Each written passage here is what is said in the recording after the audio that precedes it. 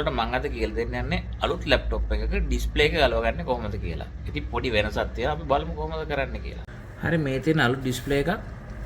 මේක 10 generation lap එකක display එකක්. ඉතින් මේකේ ඔයගොල්ලන්ට හම්බෙන්නේ නැහැ දකින්න බ්‍රැකට්. සාමාන්‍ය මෙන්න මේ වගේ ඒරියා එකක බ්‍රැකට් එකක් තියෙනවා. ගොඩක් පරණ ලැප්ටොප් වල දැන් අලුත් ඒවල බ්‍රැකට්ස් නැහැ. බ්‍රැකට් එක ගොඩක් ඒවල යටින් එනවා සමහරලාට මේකටත් එක්කම අල්ලලා.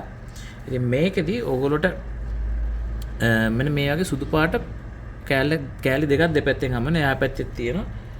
එහා පැත්තේ භාගයට ගලවලා තිතයි මට මතක් වුණේ වීඩියෝ එකක් කරන්න ඕනේ කියලා.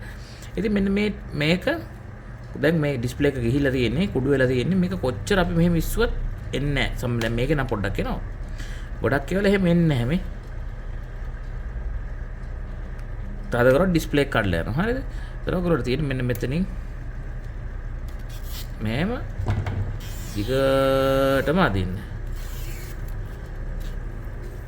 මෙහෙම ඇදගෙන යනකොට කොහොම කරලා ඊට පස්සේ මේක නිකම්ම ඉස්සනවා. ඒ වගේම අනිත් පැත්තත් ගලව ගන්න. මේ පැත්ත නම් කැඩුණා මගේ ඇති.